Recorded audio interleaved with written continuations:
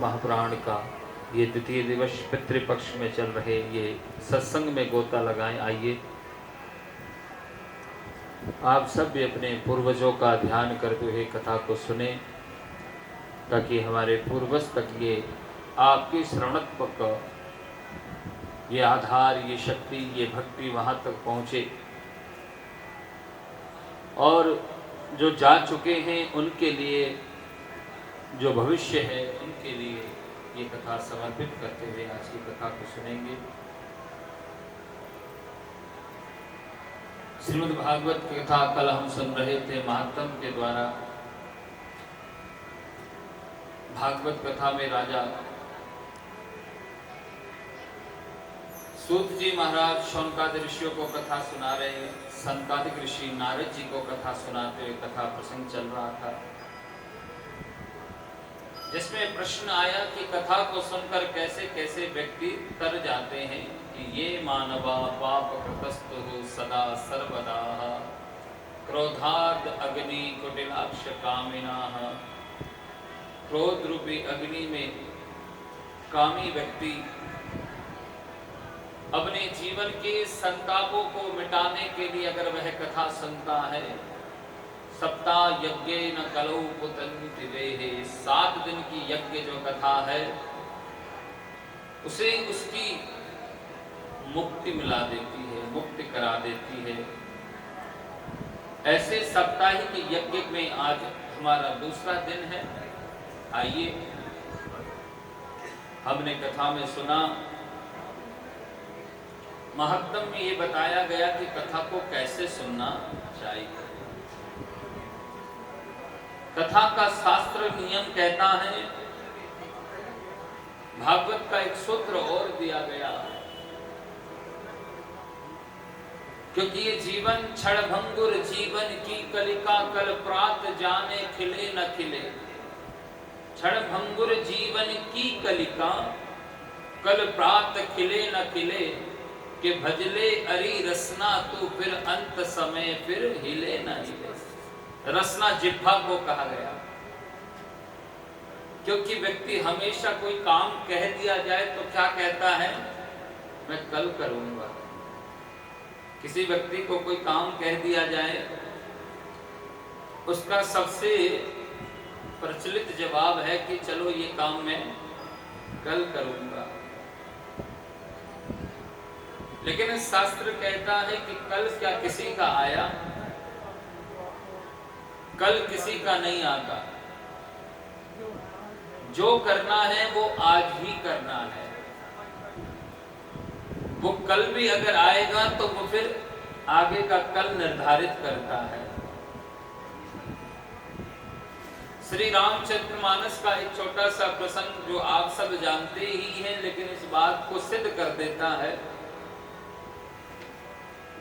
दशरथ जी महाराज के मन में आया कि मैं राम का राज तिलक कर देता हूं। गुरु जी के पास गए। गुरु जी के पास जाकर कहा कि गुरु जी, मेरे मन में ये विचार आया है कि मैं अपने राम का राज तिलक कर दूं। आप कोई सुंदर सा अच्छा सा मुहूर्त देखिए, जिस मुहूर्त में, जिस घड़ी में मैं राम का राज तिलक करूं। गुरु जी ने मुहूर्त देखा, पत्रा देखा, और गुरु जी ने बड़ी सुंदर बात की। गुरु जी ने कहा कि राजन, तुम्हारे मन में जो विचार आया है राम के राज तिलक का, उसके लिए वैसे तो किसी मुहूर्त की जरूरत ही नहीं है।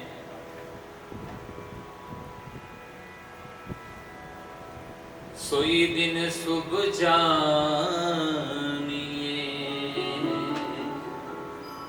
वो घड़ी, वो समय, वो दिन शुभ है जिस समय तुम राम के राज तिलक को कर दोगे। जिस समय तुम राज तिलक कर दो ना, उससे अच्छा मुहूर्त कोई हो ही नहीं सकता। इसलिए राम के राज तिलक के लिए किसी मुहूर्त की जरूरत नहीं है। जब तुम कर दोगे वही सबसे अच्छा मुहूर्त है। गुरु जी के ऐसे वचन सुनकर श्री दशरथ जी ने कहा, तो ठीक है, मैं जो है श्री राम का राज तिलक फिर कल कर देता हूं। फिर मैं कल कर देता हूं।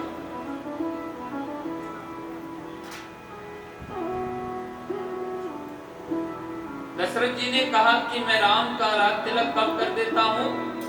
कल कर देता हूं। और आप सब कथा से परिचित हैं कि राम के राज तिलक का वो कल कितने दिन बाद आया? 14 वर्षों के बाद आया। इसलिए व्यक्ति अक्सर जो है किसी कार्य को, यहाँ पर यही दर्शन करा रहे कि क्षण भंगुर कलिका जीवन की कलिका, कल प्रात जान खिले ना खिले,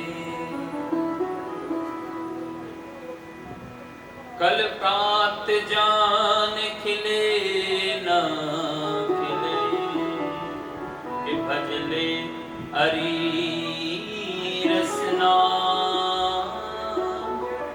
तो अंत समय हिले ना हिले। अंत समय का कोई पता नहीं है। इसलिए जब जब आपको समय मिले, ईश्वर के सानिध्य होने का जब जब मौका मिले, तब तक हरि की कथा सुनते रहिए, सत्संग करते रहिए। ये मत सोचिए कि ये काम मैं कल करूंगा, कि काल करे सो आज कर, आज करे सो अब, क्योंकि कल का निश्चित किसी को नहीं है। हम कथा सुन रहे थे महत्तम के बारे में, अब भागवत का मंगलाचरण होने जा रहा है।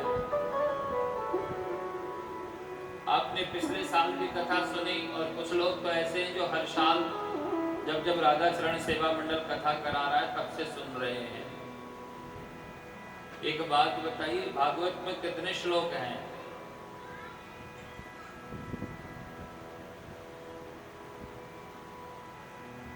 तीन साल पुराना हिसाब किताब आपको याद है अपना? 3 साल 5 साल पुराना हिसाब किताब याद है आपको? फलाने से इतने लेने, उसको इतने देने हैं। लेकिन 8 साल से कथा सुन रहे, उसमें श्लोक याद नहीं कि कितने हैं। इसमें फर्क पता क्या है? क्योंकि माया बहुत प्रिय है इसलिए वो याद है, मायापति प्रिय नहीं है इसलिए उसके श्लोक लोग याद नहीं है। बस फर्क इतना है। लोग कहते हैं कि भगवान में मन नहीं लगता है। मैं माला झोले लेकर बैठता हूं तो मुझे नींद आती है, और कई लोग बैठे होंगे उनके साथ भी होता होगा। किताब पढ़ने लगे तो नींद आ गई, माला झोले लिए तो नींद आ गई। क्यों? क्योंकि सिर्फ कारण यही है कि भगवान को अपना माना नहीं है, ईश्वर को अपना नहीं माना है। जिस दिन ईश्वर को अपना मान लेंगे उस दिन ये नींद विद नहीं आएगी। अगर नींद आनी होती तो मीरा भजन करती, तो मीरा को भी तो नींद आती ना, नहीं आई। कितने श्लोक? 4, 18,000 श्लोक जो है श्रीमद् भागवत के अंदर। 18,000 श्लोकों का पुराण है भागवत, और उस 18,000 श्लोक में 335 अध्याय हैं। कितने अध्याय? 335 अध्याय, और 12 स्कंद का ये महापुराण है। 12 स्कंदों में बांटा गया। 18,000 श्लोक, 335 अध्याय और 12 स्कंद इसके अंदर है। और मोटी जानकारी दे दूं, इसके अंदर 6 लाख शब्द हैं। कितने? 6 लाख शब्द भी इसके अंदर हैं। भागवत के अंदर कितने शब्द? 6 लाख शब्द हैं। तो भागवत प्रारंभ होती है। जो कल तक आपने कथा सुनी वो माध्यम से था,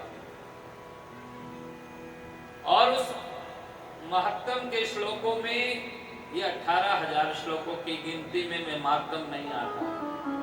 अभी जो हम श्लोक पढ़ने जा रहे हैं ये भागवत का पहला श्लोक, श्रीमद् भागवत का मंगलाचरण श्लोक।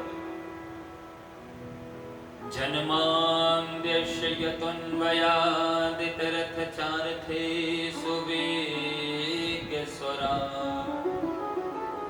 तेने ब्रह्महृदादिकवये मुह्यन्ति यत् सूरयः। तेजो वारिमृदां यथा विनिमयो यत्र त्रिसर्गो मृषा ध्वम्नां स्वेन सदा निरस्तकुहकं सत्यं परं धीमहि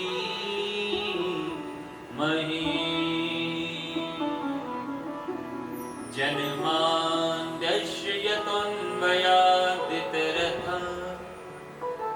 पहला श्लोक है भागवत का, बड़ा ही महत्वपूर्ण श्लोक। जन्माद्यस्य, मंगलाचरण है। अच्छा ये बताइए कि मंगलाचरण किसे कहते हैं? मंगलाचरण का अर्थ क्या है? मंगलाचरण का अर्थ है, आप हम कोई कार्य करते हैं, सबसे पहले जो ध्यान किया जाए या जिनका वंदन किया जाए, उस शब्द को, उस शैली को, उस प्रथा को मंगलाचरण कहा गया।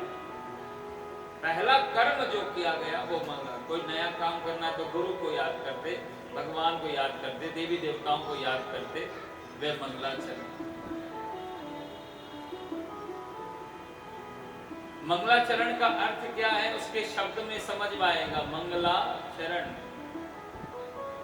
जिसके आचरण मंगल हो उसी को याद किया जाएगा। ये किसी को भी याद कर लोगे, अच्छे काम का शुरुआत करते समय तो किसको याद करोगे? जिसके आचरण आपसे बहुत ज्यादा है। कोई गुरु को याद करता, कोई अपने इष्ट को याद करता, कोई राम कृष्ण को याद करता, कोई गणेश को याद करता। मंगलाचरण, जिसके आचरण आपसे बहुत अच्छे हों, बहुत ऊंचे हों, उस व्यक्ति का स्मरण किया गया। और ये भागवत का मंगलाचरण श्री वेदव्यास जी करते हैं।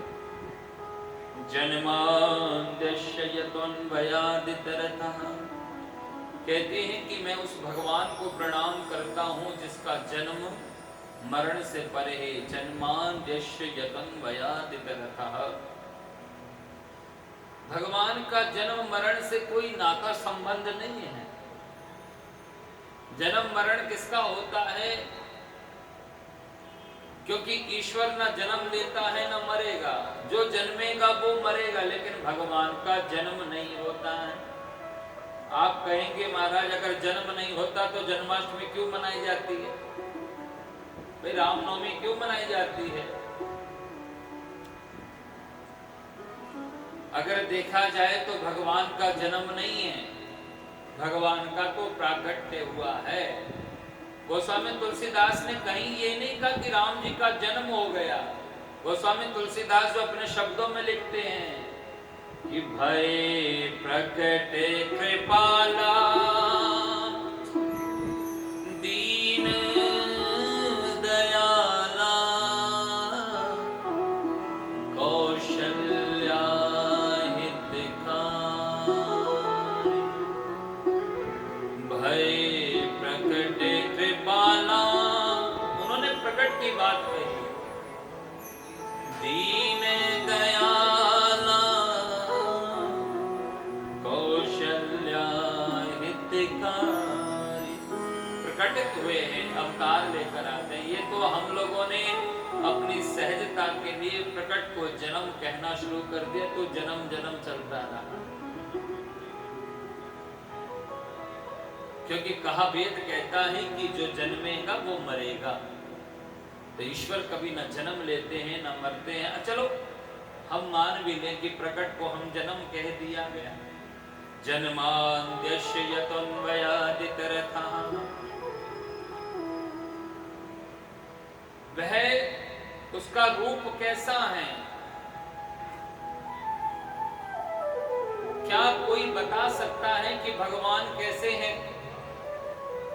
बोलिए ना, क्या कोई बता सकता है कि भगवान कैसे हैं? आप कहोगे कि भाई चलो मैं पूछूं कि भगवान श्री कृष्ण कैसे हैं, तो आप कहोगे कि भैया वे मोर मुकुट वाले हैं, बांसुरी वाले हैं। तो क्या आपने कभी देखा उनको मोर मुकुट पहनते हुए? क्या आपने कभी देखा उनको बांसुरी बजाते हुए? आपने सिर्फ सुना। और जो जितने भी चित्रपट हम देखते हैं, ठाकुर जी की प्रतिमाएं, फोटोएं देखते हैं, ये भी रचनाकार की कल्पना है। उसने भी सुना है कि ठाकुर जी बंसी बजाते थे तो उसने बांसुरी लगा दी। अगर वही बांसुरी हटाकर धनुष बाण पकड़ो तो हम राम जी के रूप में पूजने लग जाते हैं उनको।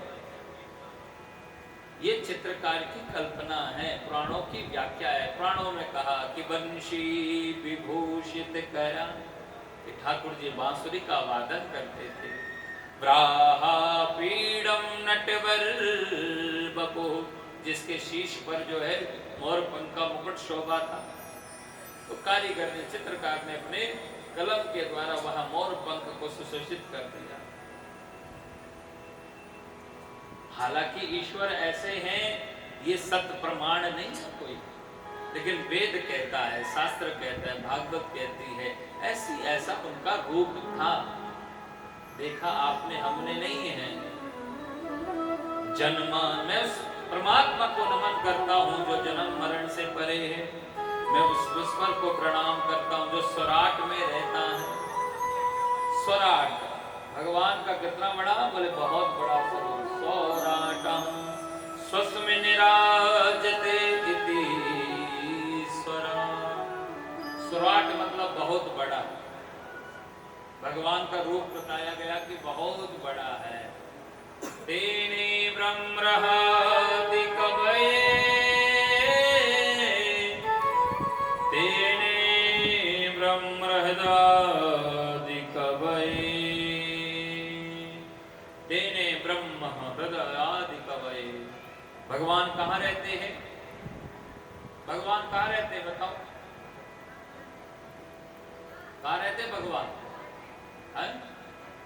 हृदय में। भगवान रहते हैं हृदय में। वेद भी कहता है कि तेने ब्रह्महृदि कवये, भगवान हृदय में रहते हैं।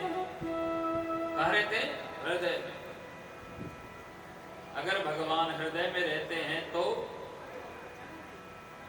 भगवान हृदय में रहते हैं। अगर भगवान हृदय में रहते हैं तो मंदिर में क्या लेने जाते हो? मंदिर में क्या लेने जाते हो आप? कि भगवान तो हृदय में है, झांक कर दर्शन कर लो, लेकिन मंदिर में फिर भी भीड़ लगी रहती है। तेने ब्रह्महृदि कवये मोहन्ति यत् सूरया। भगवान ने वैसे तो कहा, ये तो वेद कहता है कि वेद ने कहा कि भगवान भक्तों के हृदय में रहते हैं, लेकिन भगवान स्वयं क्या कहते हैं कि मैं कहाँ रहता हूँ? यही प्रश्न एक बार श्री नारद जी ने पूछा था। नारद जी ने एक बार पूछा भगवान से कि प्रभु, आपको ढूंढना हो, आपको खोजना हो, इमरजेंसी में मिलना हो तो कहाँ मिले आपसे? कहाँ खोजे आपको? आपका कोई स्थायी पता तो है नहीं। कोई कहता है गोकुलवासी, कोई कहता है वृंदावनवासी, कोई कहता है द्वारिकावासी। तो आपको इमरजेंसी कोई पड़ जाए तो कोई तो पता हो ना कि कहाँ मिलोगे, कहाँ खोजे आपको? तो भगवान स्वयं कहते हैं। नारद जी ने पूछा तो भगवान ने उत्तर दिया कि नाहं बसामि वैकुंठे। हे नारद, कि नाहं बसामि वैकुंठे, कि नाहं योगी हृदयेन च। ना तो मैं वैकुंठ में रहता हूँ, ना तो मैं योगियों के हृदय में रहता हूँ। फिर प्रभु आप कहाँ रहते हैं? कि नाहं बसामि वैकुंठे, नाहं योगी हृदयेन च। फिर प्रभु आपका वास कहाँ है? कि गायन्ति मद्भक्तानां तत्र तिष्ठामि नारदा।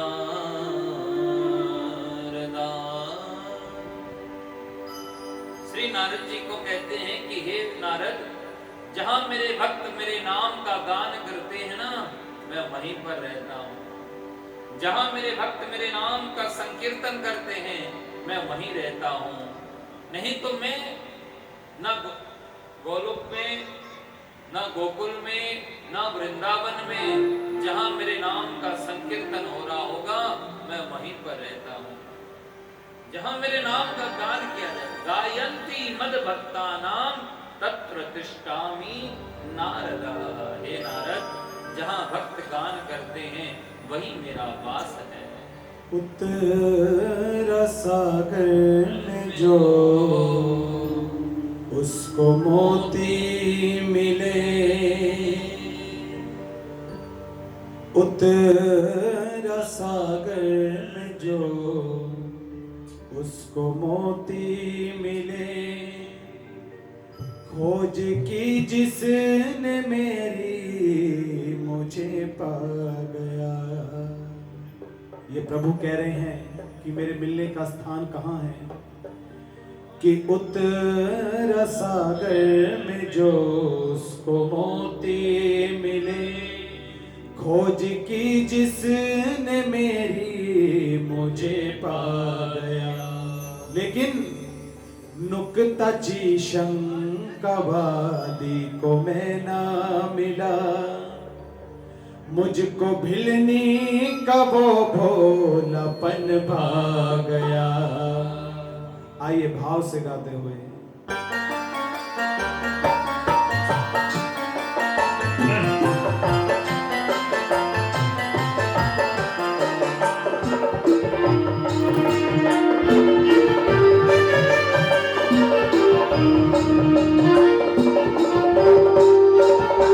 उत्तर सागर में जो उसको मोती मिले, उत्तर सागर में जो उसको मोती मिले, उत्तर सागर में जो उसको मोती मिले, उत्तर सागर में जो उसको मोती मिले, खोज की जिसने मेरी मुझे पा गया। नुक्ताची शंकावादी को मैं ना मिला, नुक्ताची शंकावादी को मैं ना मिला, मुझको भिलनी का वो भोलापन भा गया। उत्तर सागर में जो उसको मोती मिले,